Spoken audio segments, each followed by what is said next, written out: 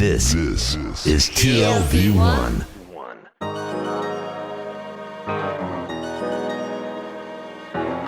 The Tel Aviv Review.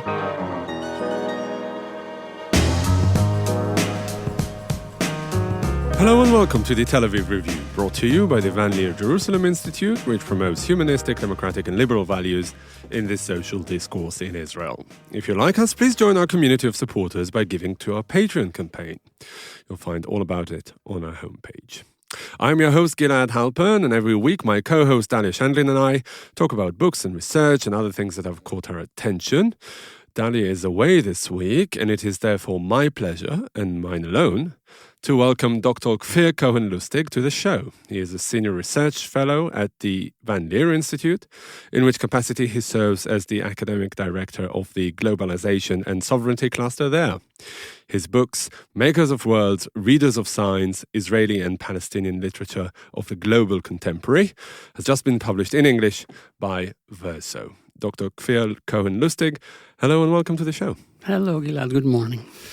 So your analysis is placed within a rich tradition of Marxist literary and cultural criticism. Can you lay out the theoretical backdrop against which you were working and explain where your work comes in exactly? Oh, wow, that's a very big question to begin with, Gilad. Okay, we have to take it back a little bit to how people read literature since the 90s in Israel and maybe 60s in the US. It's a very broad kind of context, but basically, since the 90s, people have been reading Israeli and Palestinian Israeli literature. Let's talk about Israeli literature for a moment, around the concept of the critique of nationalism.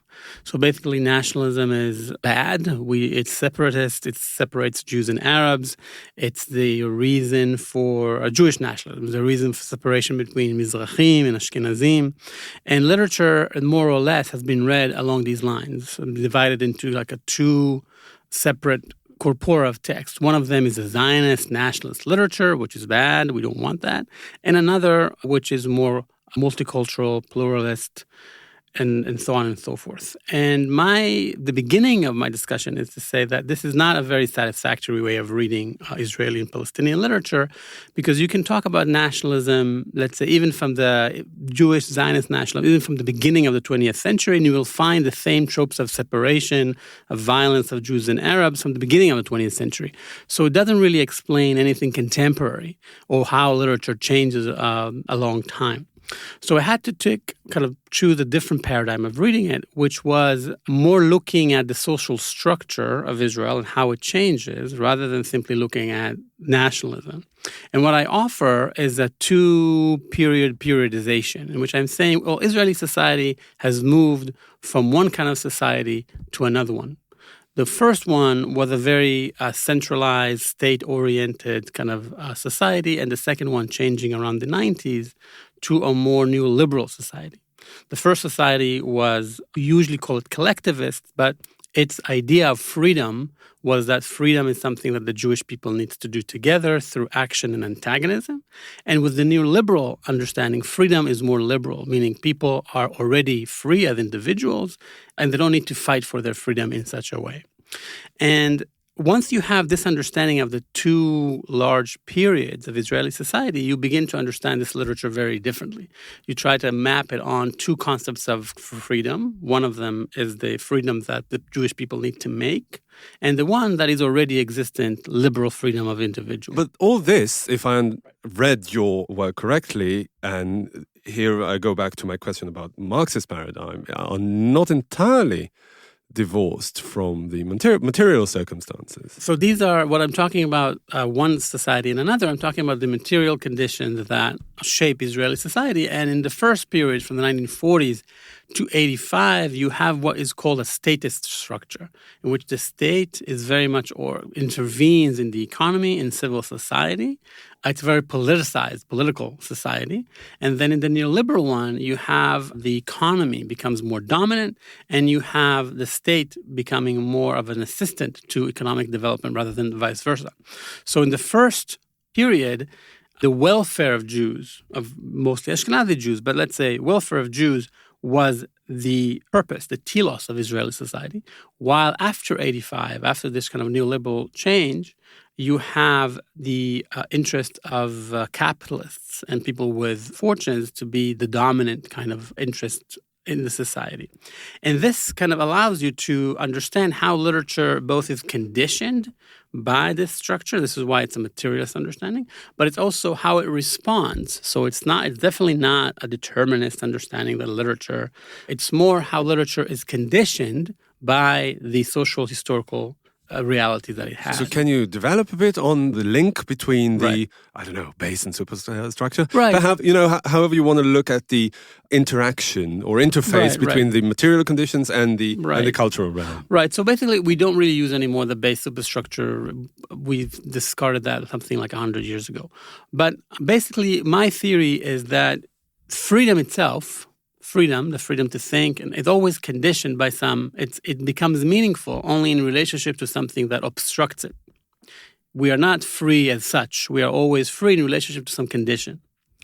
So what was important, for example, in the Zionist understanding of freedom is, unlike the European understanding of liberal freedom, was that the freedom of the Jewish people is something that you have to make, and you have to make together with other people.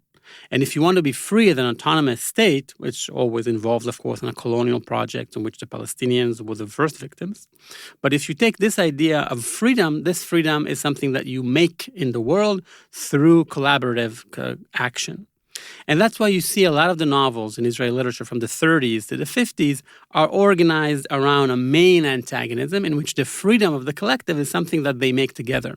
They change the landscape, they build kibbutzim, they wage war, such that the freedom is something that they have to make. Now, the interesting is that in the same period where you have these conditions, there are always other people who didn't believe in this kind of notion of freedom, that freedom is something that is antagonist, that's something that is have to make, and you have to wage war for it.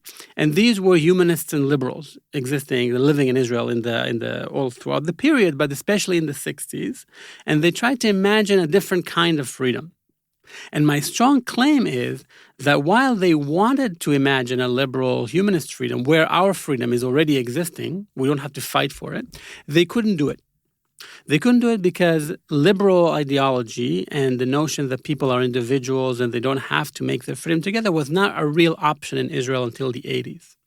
So this is how you see how these attempts to think differently about freedom don't really succeed. They usually invent these very abstract, delusional worlds of people who are roaming the world as individuals, but these worlds are usually end in catastrophe. They are impotent kind of characters, and they can't really be free, although they want to be. So this is how I explain the literature of the 60s of Aleph Bet Yeshua, Amos Oz, Yeshayahu Cohen, and a lot of host of writers who tried to imagine a liberal freedom, but did not succeed. Only in the 80s, where liberalism, where Israeli society really became capitalist, you see a real change in the conditions. So now we have all the literature that is written today is written from the point of view of liberal private subjects who are already free. They don't have to make their freedom. And these are the new conditions. So the main problem of Israeli society and of Israeli literature is that we have a problem of making the freedom together. Again, we are a bunch of individuals who can no longer come together, because we are fundamentally private individuals who are already free. We don't see the need to make our freedom. So this is part of the problems of Israeli literature. So why not stop at Israeli literature? What's the added value of bringing in the Palestinian literature? Because these two societies, obviously connected through the Israeli-Palestinian conflict, are moving, this is the surprising claim, they're moving through the same kind of processes. People usually tend to think about them differently, but try to tie them and say that Palestinian literature and the Palestinian people had the same concepts of freedom and the same change in the concepts of freedom. So from 1948 for Palestinians up until Oslo, the main dominant concept of freedom for the Palestinian people, that the freedom is an outcome of struggle and national struggle. It's a consequence of antagonism. As long as we don't win the antagonisms, we're not free. With the Oslo Accords, with the privatization of Palestinian society, more so in the West Bank, less so in the Gaza, of course, you see more and more developing a liberal notions of individual freedom, of people who are already free, even though who think of themselves and live in a way they have a liberal understanding of freedom, even though the occupation continues. So they have a change in the shift of freedom because Palestinian society has been privatized since the Oslo Accord. There is a separation between the political institutions of Palestinians and their private lives. This is a surprising argument. People don't really used to think about Palestinian literature this way or Palestinian society this way. But this is definitely processes you see happening in Israel proper, with Palestinian citizens here, and with the Palestinian society, again, the West Bank, less in Gaza. Do you see this preoccupation with freedom and individual liberties in the neoliberal age as really undermining the potential of literature to create social change in the perception both of you as a scholar and the protagonists themselves? Right. I think that we lack in the idea of liberal individual freedom, the notion that I am, first of all, free and that I am independent of other people is debilitating for our working together towards some goal. So what was interesting about the Zionist understanding of freedom, and this is where you have to separate between the catastrophic consequences of Zionism for the Palestinian people and for other people in Israel, and their concept of freedom, which I believe in. That is to say, they had what we call a teleological concept of freedom, in which freedom is something that you make with other people. You're not simply free. Your freedom is dependent on other people. And the liberal notion of freedom is that you are independent of other people. You don't need them. Other people are a limit to your own freedom. And I believe that this understanding is debilitating. And you see the left, sometimes even the right, is trying to break free from these understandings, but don't know really how. That's why Israeli literature and Palestinian literature is obsessed with what I call the figure and the structure of the search, where the characters are private individual characters who always seek out different ways of living. They seek out other ways of thinking about their freedom, other ways of changing their reality, and they fail. That's why you see a dramatic generic shift, genre shift, in these literatures where characters are looking for how to live a political life, but they're unsuccessful. Your tagline of the book is Israeli and Palestinian literature of the global contemporary. And the concept of globalization is central to your analysis. And you lay out how your understanding of globalization is really different from the academic or intellectual convention in many ways. Can you lay out the most important elements of how your understanding of globalization is different? Well, so there are several understandings of globalization. The dominant one is that basically globalization is the movement of people and commodities. This is how immigration and trade, this is how we understand globalization, the fact that we have these cultures who are no longer simply nationalists. The people move around, trade moves around, and people are no longer simply tied to their places. They're always hybridized. They're becoming more hybrid through their encounters with other people. So you can't really talk about very coherently about nationalism. So globalization in this way is more about movement. And my sense is that you cannot really understand globalization this way. Some people will tell you that the human race have always moved. From the beginning of time, people always moved, even though it was more affluent people who could move. But the notion of movement is not necessarily historically new. It's definitely not where I put it in the 1970s. Not just of people, of commodities as well. Right. So you can always talk about trade through other kinds of, through earlier modes of living. So for me, globalization is not that. For me, globalization, which kind of goes to the more Marxist and materialist understanding, is that globalization has something to do with capitalism. What is being globalized, a particular mode of capitalist life. And the characteristics of this global moment is that you have societies who are no longer being able to pursue what I call teleological notions of freedom, such that because capitalism is itself, if I'll say a word about that, is not in itself purposeful. Capitalism is producing value, producing a profit, but in itself, it's not something substantial. You can always want to add more value and more profits. Politics is something substantial. You want to achieve something. You want to reach some end goal. Globalization, for me, is the moment where our world can no longer think in political, substantive terms, but is more kind of subordinated to the indefinite accumulation of profits. This is how I understand globalization. That's why it's happening more from the 70s onwards. And this is the most urgent problem we have today. Is this also how you understand Frederick Jameson's understanding of globalization and the essence of capitalism in its cultural form? He wrote the foreword to the book, and he also accompanied this research project from its very inception. Do you correspond intellectually with Jameson's ideas? I mean, I definitely learned a lot. I will say that I agree with a lot of what Jameson is saying, and I think I borrow his understanding of capitalism, which he borrows from other Marxist thinkers, of course. It didn't begin in American Marxism, of course. And I will say that, that he understands that we need to understand the global moment as the spread of corporations around the world and what comes with that.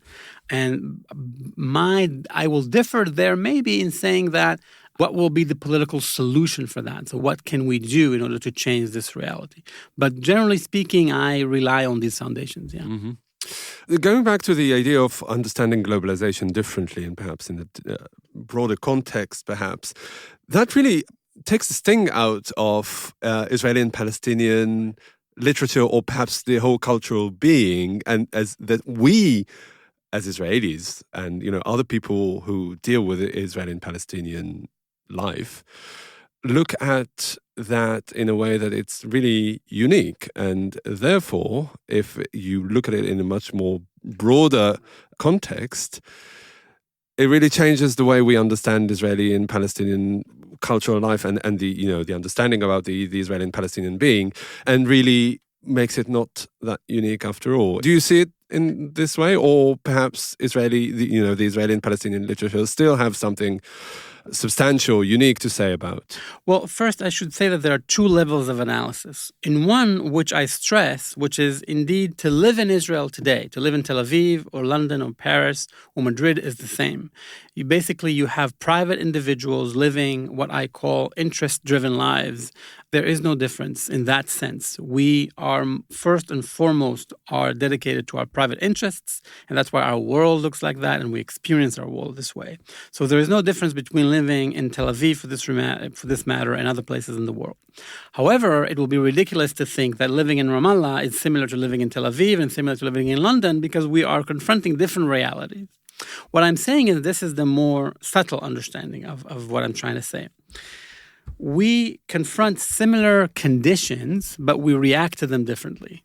So we come to these realities as private individuals. That's what is common. That was common to people living in Ramallah and Tel Aviv. But we have we confront different realities. So we also come up with different solutions, and we will come up with different kind of experiences. But we come to them as private individuals who our most fundamental problem is that we cannot work together politically. So I want to save these two layers. But to say what I want to stress the point that Israeli and Palestinian literature are today global literatures, meaning there is no difference in the kinds of problems or that they face that with being American, British, French, or Israeli. There is no difference in this regard. They are written from the same kind of privatized individuals who confront the world. So Israeli and Palestinian literature are today global. What does it really say about the interaction between Israeli and Palestinian? I mean, because if you look at Israeli and Palestinian literatures in a broader context, and not just as two elements of the same unit, either complementing each other or opposing each other, they are just two separate, aren't they? In my global understanding of them?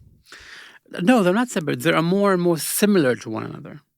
The understanding of the general discourse in Israel and in the world is very much invested in the difference.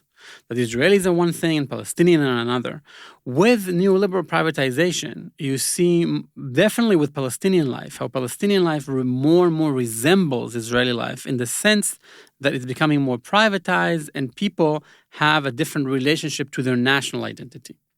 And in this way, this is what the global aspects help you to understand, that they're not as different as you think. That Palestinian living in Tel Aviv and an Israeli living in Tel Aviv, while they have different national kind of content of nationalism, they have the relationship to their national identity, their cultural identity, is that of a private individual who have some kind of abstract notions of who he is culturally. But in their daily lives, there is no difference. Yeah. And really, what does it say about the study of world literatures in general? I mean, through that prism, through that concept of, I don't know, any kind of post-colonial or critical theories, be that as it may. Right. So my attempt is to critique the post-colonial and the post-structuralist, postmodern understanding of literature, and to say that they don't really explain what we see in literatures since the 70s in Israel, since the 90s. About world literature is that today to understand world literature is not simply as the encounter between different kind of national literatures. They are more and more common to one another because they are grounded in the experiences of private individuals.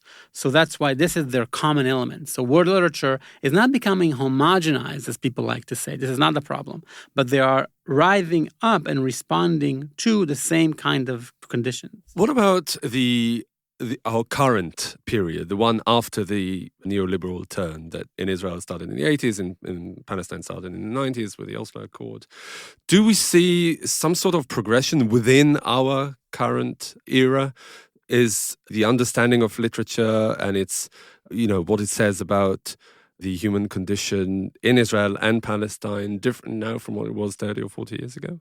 I think we're in the same historical condition. I think what you see is a deepening of the neoliberal logic of privatization and kind of living your life as if you are an entrepreneur on the market and kind of transforming your life into a business, as it were. And you see this with Palestinians as well. So in this regard, we're in the same way, but you see different struggles, right? You see workers are trying to unionize in response, and you see different kind of political changes, let's say, within the Reshima Meshutefet, how do you say that? The joint list. The joint list, where you see there's a movement of the Palestinian political world into the mainstream of Israeli society as a consequence of privatization and the rise of a Palestinian middle class. So you see, this is one direction. So there is no competing directions at the moment. No competing valences of power that were able to kind of shift the direction, not yet. So we're not seeing a similar turn as the one that we saw in the 80s and 90s anywhere near us? No, I think some people say that we are reaching the end of what neoliberalism can do and offer, but no shift yet. You see more and more crises, more and more demonstrations, more and more confrontations between power and people all over the world. And people say, well, this is the end. This is the end. We don't see yet. People start talking about post-capitalism, and I do too as well, through discussions of what happens with automation and what happens with the notion that neoliberalism and what we call late capitalism is driving away the human component of work and substituting that with machines. So there you can begin to imagine, this is not a political change necessarily, but a more kind of changes concerning the work process, where you can start to see a world without work, especially in the developed countries. And there, the capitalism will have no other way but to give people what we call universal basic income, and they will live without work. These are real changes that people talk about. We don't know yet how to draw political conclusions from that, or if this is a real change or not. But this is how one way to talk about a way out. Through capitalism, not so much against it. Yeah, well, this is one way in which capitalism could collapse under the weight of its own contradictions, in a way. Well, yeah, that's what Marxists used to say. I think that it won't necessarily collapse, but transition. People talk about transitions in the sense that if you really can provide, if today we live in a world of abundance, and I believe this is a true claim, that the human race has no problems of procuring the needs that it needs. We have limited natural resources, definitely, but in terms of the needs the human race needs, we can fulfill them, and we can fulfill them with less and less works of people. So this is a real historical moment. So it won't necessarily collapse, but it might transition. Now, if you want the more kind of revolutionary, you will say that this might lead to revolution. You want to talk about reform and transitions. You can talk about this in different ways, but you do talk about the way that these are emerging new conditions of life within capitalism. Do you think that, going back to the Israeli-Palestinian context, more or less absence of violent hostilities in those years, with the exception of several bouts like the Second Intifada and perhaps the Gaza wars. But overall, violence has stopped having this menacing existential impact on both Israelis and the Palestinian condition. Do you see those as connected at all? Maybe you disagree with my analysis. No, it's interesting. I think that what you see is a different kinds of violence. I think that you see, there's the Gaza blockade, which is a very violent, people simply don't know about it. But the Palestinian nationalism, the Palestinian ability to resist have declined. That doesn't mean that there is no violence. There is. The Palestinians are living under daily violence every day. Again, more in Gaza, differently in the West Bank, differently in Israel. But it's still there. I think what has been reduced is these volatile confrontations. But the violence in Palestinian society is daily and what we call structural. It's everywhere. Palestinians. So do you see this transformation as connected? I think that what neoliberalism, this is one of the arguments that Palestinian scholars raise, people like Raja Halidin, Subhi Samour, and other people, and they say that Palestinian society is accepting this neoliberal deal in which the global community and Israel will take care of them economically, that they can live private lives, and while they will stop with the violence, they will stop having national political claims. I think this has something to do with how the West Bank is organized. Obviously, Hamas is not like that. And this is also the deal promised to Palestinian Israelis within Israel. So you see that there is a connection between those who accept the neoliberal shift and those who do not. And the violence will correspond to that. But it won't be fair to say that Palestinians in the West Bank don't live under. Yeah, sure. Mm-hmm. All right, Dr. Kfir Cohen Lustig, a senior research fellow at the Leer Institute and the head of the Globalization and Sovereignty Cluster there, the author of the recently published Makers of Worlds, Readers of Science, Israeli and Palestinian Literature of the Global Contemporary. Thank you very much for coming in today. Thank you very much, Gil. It's been a pleasure. And many thanks to Gizem Ozdemir, our sound engineer, and to Itai Shalom and Georgia Foscarini, our producers, as well as the Leer Institute for their generous support. And now we have a request. Many or most of you listen to us on the Apple Podcast app, and we would like to ask you to please consider writing us a review. Just launch the app, select our podcast in the library section, scroll down to ratings and review, and then press write a review, and of course, write one. You too can support us by going to our website, that's tlv1.fm/Tel Aviv Review, and subscribing onto our Patreon campaign. Check out our archive. It has more than 500 interviews, and if you like what we do here, you can also like us on Facebook. Our page is called the Tel Aviv Review Podcast, Ideas from Israel, and follow me and Dalia, who will be back next week on Twitter. Join us again next week for another edition of the Tel Aviv Review, and until then, goodbye.